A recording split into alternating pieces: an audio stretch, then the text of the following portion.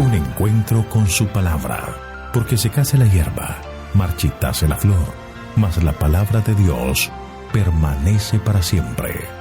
Con ustedes, el doctor José Ricardo Arias Quintero.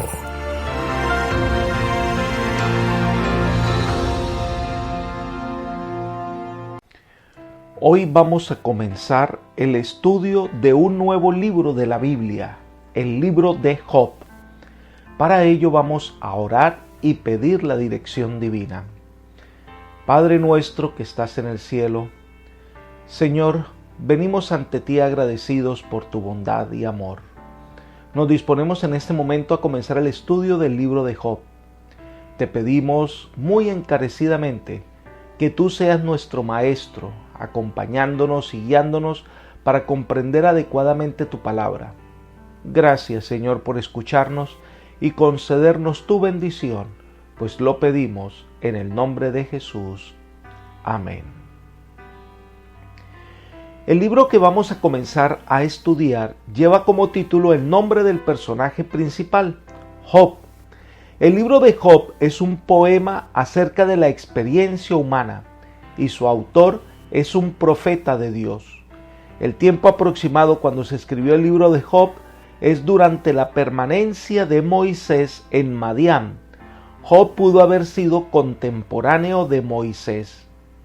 Este libro describe la vida de un hombre fiel a Dios que, sin conocer lo que pasa tras bambalinas, enfrenta la prueba y las luchas aferrado de su confianza en Dios. Esta historia fue escrita por Moisés cuando vivió en el desierto cuidando a las ovejas de su suegro y preparándose para ser el libertador de Israel. Elena de White comenta: no se perdieron los largos años pasados en la soledad del desierto.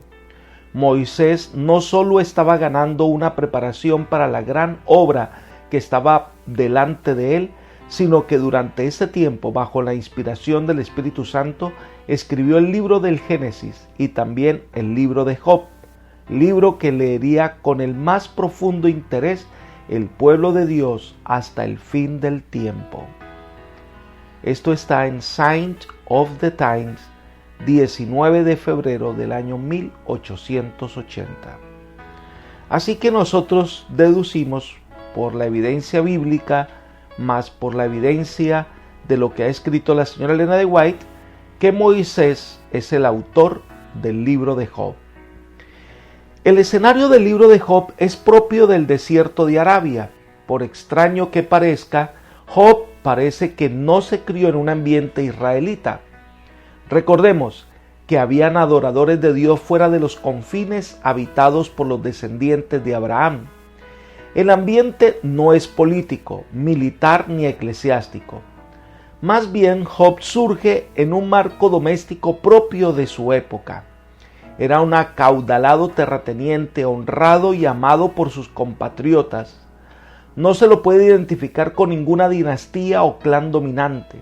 Se destaca como una figura solitaria y majestuosa en la historia, importante a causa de su experiencia personal más que por su relación con su época o sus contemporáneos. El libro de Job es una revelación del gran conflicto de los siglos.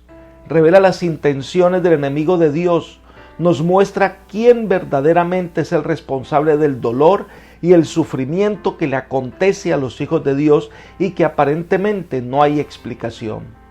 Job nos enseña qué es fe, confianza en Dios aunque no entienda lo que está pasando. Ninguna declaración aislada es suficiente para abarcar la completa enseñanza del libro de Job. Muchos temas menores están comprendidos en el tema mayor y hacen que el conjunto del libro sea una sinfonía de ideas. Uno de los mayores beneficios que emanan del libro es el cuadro que presenta de Dios.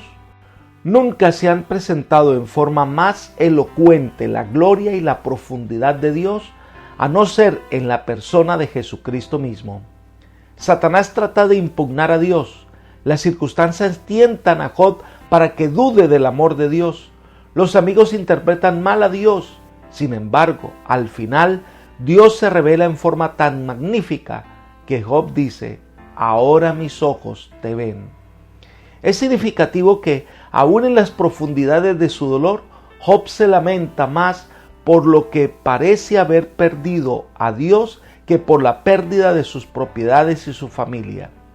Dios está en el centro del libro, oculto a veces por nubes de incomprensión, pero vindicado al final como creador justo y amante. Comencemos el estudio de este impresionante libro de la Biblia y dejemos que el Espíritu de Dios hable a nuestro corazón. Capítulo 1. Las desventuras de Job. Este capítulo descorre el velo y responde una pregunta que se ha planteado a lo largo de los siglos. ¿Por qué la gente buena pasa por momentos de gran sufrimiento? Detrás de todo lo que vemos se desarrolla una gran guerra espiritual en la que todo el universo parece contemplar atentamente. Para mejor entendimiento vamos a estudiar este pasaje por partes. La primera parte es la presentación del personaje principal de esta historia y sus antecedentes. Leamos los versículos 1 al 5. Había en el país de Uz un hombre llamado Job. Era un hombre perfecto y recto, temeroso de Dios y apartado del mal. Le habían nacido 7 hijos y 3 hijas. Su hacienda era de más de 7,000 ovejas, 3,000 camellos, 500 yuntas de bueyes, 500 asnas y muchísimos criados. Era el hombre más importante de todos los orientales. Sus hijos celebraban banquetes en sus casas, cada uno en su día, y enviaban a llamar a sus 3 hermanas para que comieran y bebieran con ellos. Y sucedía que una vez pasados los días de turno, Job los hacía venir y los santificaba.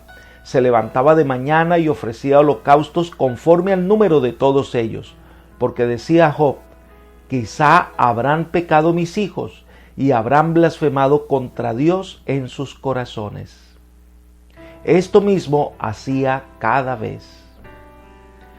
Hay varios elementos en este pasaje que debemos considerar atentamente. Número 1. Comienza el pasaje describiendo a un hombre llamado Job, que vivía en una localidad, pero se destaca de manera puntual 4 características. Era perfecto, recto, temeroso de Dios y apartado del mal. Esto lo que nos revela es que Job era un hombre fiel, íntegro, temeroso de Dios. Es una descripción de alguien que lleva una vida correcta de fidelidad al Eterno. El pasaje lo describe como un hombre perfecto, pero esta perfección no es sinónimo de impecabilidad, es decir, que no cometió pecado. No es eso lo que da a entender el pasaje. El término hebreo, como el griego, habla es de madurez, es decir, este hombre ha alcanzado la madurez espiritual que Dios esperaba. Así que Job era un hombre corriente, con sus luchas, dificultades, un hombre ocupado, pero que siempre daba a Dios el primer lugar, y que era un hombre que en su caminar espiritual había alcanzado la madurez propia de aquel que confía en el Señor. Recuerden que Dios no espera de nosotros perfección, sino disposición para caminar a su lado. El Espíritu Santo es nuestro guía, nuestro consolador para ayudarnos en nuestro proceso de madurez espiritual. En segundo lugar, Job era un hombre supremamente rico. La riqueza no es impedimento para ser un buen siervo de Dios. El Señor ha prometido prosperidad a sus hijos. Era un hombre honesto, fiel, y el Señor prosperaba su camino. En tercer lugar, Job era un hombre de hogar, un hombre que guiaba a su familia a reconocer a Dios, a confesar sus faltas, a estar en paz con el Todopoderoso. Sus hijos recibieron ese ejemplo y obedecían a su padre, que frecuentemente ofrecía sacrificios al Señor. Como padres, nuestra tarea es llevar a nuestros hijos a conocer a Dios y que lo adoren como el Dios eterno. Elena de White hace una importante aplicación cuando comenta: los padres harían bien en aprender del varón de Uz una lección de firmeza y dedicación. Job no descuidaba sus deberes hacia los que no pertenecían a su familia. Era benévolo, bondadoso, tenía en cuenta los intereses ajenos y al mismo tiempo trabajaba fervorosamente para la salvación de su familia. Temía que sus hijos e hijas hubieran podido desagradar a Dios en medio de sus fiestas. como fiel sacerdote de la familia, ofrecía sacrificios por cada miembro de ella. Conocía el carácter ofensivo del pecado y el pensamiento de que sus hijos pudieran haber olvidado las demandas divinas lo encaminaba a Dios como intercesor en favor de ellos. Review and Herald, 30 de agosto del año 1881. Ser un hombre rico, un hombre de negocios, no era impedimento para que Job velara por el bienestar espiritual de su familia. Es un ejemplo para nosotros hoy, que los afanes de esta vida nos llevan a dejar las cosas espirituales en segundo término. En la segunda parte del pasaje hay un cambio de escenario. Ahora la visión que tenemos los lectores, que no la tenía Job en su momento, se traslada a una reunión celestial. Representantes de varios lugares del universo se congregan al lado del Señor como para dar un informe. Leamos los versículos 6 al 12. Un día acudieron a presentarse delante de Jehová los hijos de Dios, y entre ellos vino también Satanás. Y dijo Jehová a Satanás: ¿De dónde vienes? Respondiendo Satanás a Jehová dijo: de rodear la tierra y andar por ella. Jehová dijo a Satanás: ¿No te has fijado en mi siervo Job, que no hay otro como él en la tierra, varón perfecto y recto, temeroso de Dios y apartado del mal? Respondiendo Satanás a Jehová le dijo: ¿acaso teme Job a Dios de balde? ¿No le has rodeado de tu protección a él, a su casa y a todo lo que tiene? El trabajo de sus manos ha bendecido, y por eso sus bienes han aumentado sobre la tierra. Pero extiende ahora tu mano y toca todo lo que posee, y verás si no blasfema contra ti en tu propia presencia. Dijo Jehová a Satanás: todo lo que tiene está en tu mano, solamente no pongas tu mano sobre él. Y salió Satanás delante de Jehová. Este es un pasaje por lo demás muy interesante. Dios convoca una asamblea. No se nos dice el día, no se nos dice el lugar, pero fue un día determinado por él. Los representantes de todos los mundos creados en el universo vinieron a presentarse ante el Rey del universo. Satanás se creía en todo derecho de estar allí como representante del planeta Tierra. Por eso, ante la pregunta ¿de dónde vienes?, respondiendo Satanás a Jehová dijo: de rodear la tierra y andar por ella. Esto demuestra la forma en que el enemigo de las almas pretende ser el dueño del planeta. Elena de White dice: Satanás afirma que este mundo es su territorio, que tiene su sede y mantiene bajo su dominio a todos los que se niegan a guardar los mandamientos de Dios, los que rechazan un claro así dice Jehová. Estos están bajo la bandera del enemigo, pues solo hay dos bandos en el mundo. Todos se alistan bajo la bandera de la obediencia o bajo la bandera de la desobediencia. Esto está en el manuscrito 41 del año 1898. Por eso cuando Satanás va a tentar a Jesús en el desierto, hace unas afirmaciones terribles. Vayamos al Evangelio según San Lucas, capítulo 4, versículos 5 y 6. Luego lo llevó el diablo a un monte alto y le mostró en un momento todos los reinos de la tierra. Y le dijo el diablo: a ti te daré todo el poder de estos reinos y la gloria de ellos, porque a mí me ha sido entregada y a quien quiero la doy. Y si tú, postrado, me adoras, todos serán tuyos. Esto es paradójico, que la criatura le dice al Creador que le ofrece lo que Él ha creado como recompensa si lo adora. Pero, ¿por qué hace esta afirmación? El problema surge cuando Adán y Eva, que fueron creados por Dios, se les entregó en calidad de administradores este mundo para que lo cuidara, lo labrara y pudiera hacerlo crecer. Pero cuando ellos deciden desobedecer a Dios, cuando deciden creerle más a Satanás que a Dios, entonces aceptan a Satanás como su guía, rechazan a Dios y de una u otra manera este mundo ahora está preso en la obra maléfica de Satanás. Elena de White explica: después de inducir el hombre a pecar, Satanás reclamó la tierra como suya y se llamó príncipe de este mundo. Habiendo hecho confirmar a su propia naturaleza al Padre y a la Madre de nuestra especie, pensó establecer aquí su imperio. Declaró que el hombre le había elegido como soberano suyo. Mediante su dominio de los hombres dominaba el mundo. Cristo había venido para desmentir la pretensión de Satanás. Como hijo de hombre, Cristo iba a permanecer leal a Dios. Así se demostraría que Satanás no había obtenido completo dominio de la especie humana y que su pretensión al reino del mundo era falsa. Todos los que deseasen liberación de su poder podrían ser librados. Libro El deseo de todas las gentes, página 89. Así que Satanás, por alguna razón, y Dios le permite que esté en esa asamblea, se presenta como representante de la tierra. Satanás tenía acceso entonces a la corte celestial. Antes de la cruz se presentaba como embajador del planeta Tierra. No se dice exactamente dónde ocurrió la reunión, pero es claro que fue una convocación.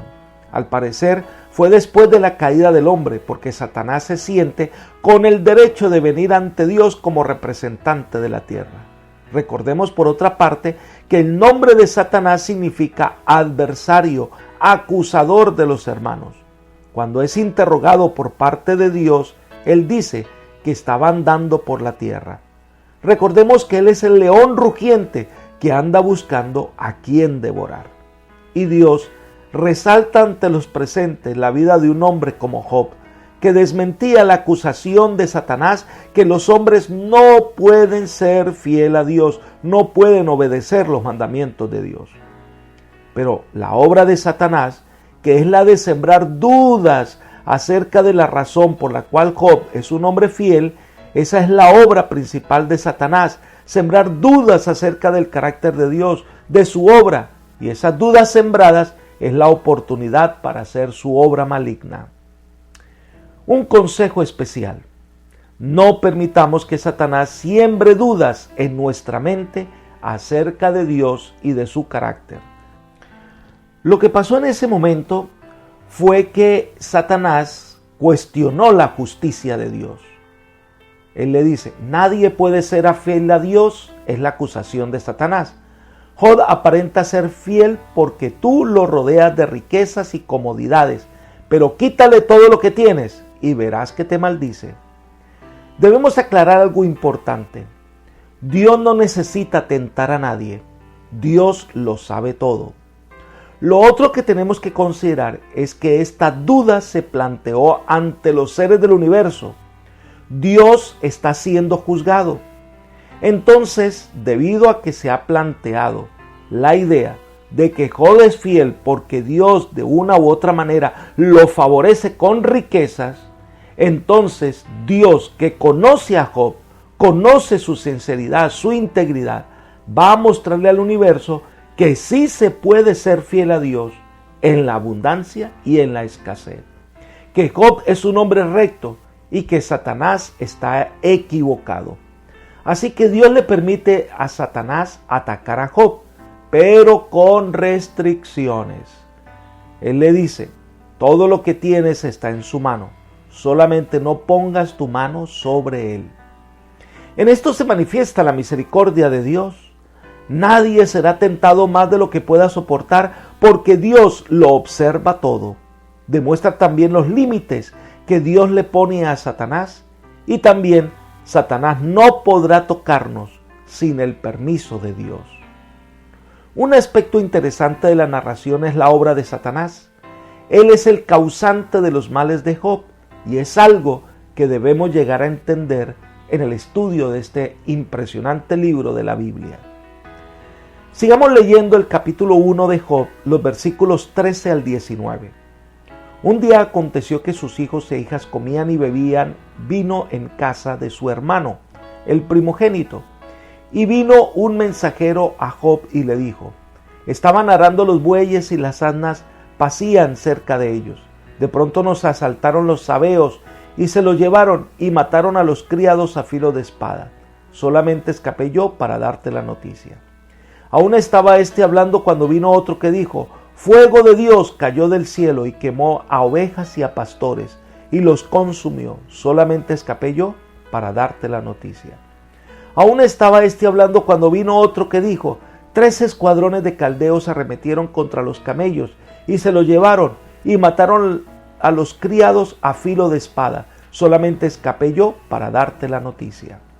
Entre tanto que éste hablaba, vino otro que dijo: tus hijos y tus hijas estaban comiendo y bebiendo vino en casa de su hermano el primogénito, cuando un gran viento se levantó del lado del desierto y azotó las 4 esquinas de la casa, la cual cayó sobre los jóvenes y murieron. Solamente escapé yo para darte la noticia. Una vez que logró el permiso de Dios para tentar a Job, Satanás cree tener la razón y va a hacer todo lo posible para que Job maldiga a Dios. Entonces comienza el desastre. En el momento más pacífico de la vida de Job, la escena se inicia con uno de los banquetes habituales de los hijos de Job, esta vez en casa del hermano mayor. La vida de los hijos era desocupada y feliz, la vida de Job tranquila. Entonces Satanás comienza su obra destructora. Vinieron los sabeos y tomaron los bueyes y asnos y mataron a los criados. Vino otro mensajero que sobreviene y describe un desastre que, como si Dios lo hubiera hecho, él le dice: fuego de Dios mató a las ovejas y criados. Qué interesante. Todo lo que sucede por Satanás. Él hace desaparecer todo, pero trata de que la gente culpe a Dios. Entonces ocurre algo todavía más grave. Toda su familia, sus hijos mueren. Un dolor tras otro, un problema tras otro. Job está bajo el ataque del enemigo. Está empeñado en destruirlo. Job no tuvo un respiro para serenarse en medio de sus reveses. Lo doloroso de las tragedias fue acentuado por el implacable ritmo de los acontecimientos. En unos pocos minutos se desplomó su mundo. Entonces viene la reacción de Job ante esta terrible situación por la que está viviendo. ¿Qué hará Job? Veamos los versículos 20 al 22. Entonces Job se levantó, rasgó su manto y se rasuró la cabeza. Luego, postrado en tierra, adoró y dijo: desnudo salí del vientre de mi madre, y desnudo volveré allá. Jehová Dios y Jehová quitó. Bendito sea el nombre de Jehová. En todo esto no pecó Job, ni atribuyó a Dios despropósito alguno. Hay algo que debemos considerar de este relato. Job no sabe lo que está pasando. Él simplemente experimenta la pérdida de todo, incluso sus hijos mueren. Job se viste de luto, rasga sus vestidos, se rasura la cabeza en señal de un dolor supremo. Y entonces describe el autor: luego, postrado en tierra, adoró. Job podría haber maldecido a los sabeos y a los caldeos, podría haber maldecido al fuego y al viento, podría haber renegado de Dios que había permitido que ocurriera tales catástrofes. En cambio, adoró, porque Job era un hombre fiel, cae de rodillas ante el Señor, no sabe lo que pasa, no sabe lo que está aconteciendo, pero confía en el Señor. Eso es fe. Entonces exclama: desnudo salí del vientre de mi madre y desnudo volveré allá. Esto no debe tomarse en forma literal, es verso y no prosa. Es tan solo una manera poética de decir que el hombre deja este mundo tan desnudo e indefenso como cuando vino a él. Y agrega: Jehová dio y Jehová quitó. Esta declaración ha llegado a ser la expresión clásica de la resignación cristiana. Reconoce que todo lo que tenía, Dios se lo había dado, pero también le atribuye a Dios que todo se lo había quitado. Desde la caída, Satanás siempre ha desacreditado el carácter de Dios, pero aún ha procurado que sus propias atrocidades se le atribuyan a Dios. Pero Job confía en el Señor. no entiende lo que está pasando, pero adora al Señor y exclama: bendito sea el nombre de Jehová. Aunque no entiende todo lo que pasa, aunque no se le explica por qué Dios permite ese desastre en su vida, confía en el Señor. Y aquí responde la acusación que había hecho Satanás. ¿Acaso teme Job a Dios sin pretender ganancias egoístas? La respuesta de Job con su actitud es sí. Es fiel a Dios sin pretender recibir soborno espiritual o ganancia particular. Satanás quedó perplejo. Conocía a muchos que en circunstancias similares habrían blasfemado a Dios, pero el proceder de Job era inexplicable para Satanás. Se había demostrado que el hombre sí puede ser fiel a Dios a pesar de las circunstancias. Apreciados amigos y hermanos, esta historia nos enseña que hay una guerra y que tú y yo somos el botín de la guerra. Satanás quiere nuestra destrucción. Dios procura nuestro bienestar. La pregunta es: ¿confiaremos en el Señor aunque las circunstancias sean adversas? Puede ser que pases por momentos difíciles y te preguntes: ¿por qué si soy fiel a Dios y sincero me pasa todo esto? Entonces entiende que Satanás está atacando y quiere que dejes de confiar en Dios. Por eso la apelación de Dios es: fíate de Jehová y no olvides ninguno de sus beneficios. Confía en el Señor, aférrate de su mano, que Él te guiará en medio de las sombras. Que el Señor te bendiga y te guarde. Es mi oración por ti. Amén.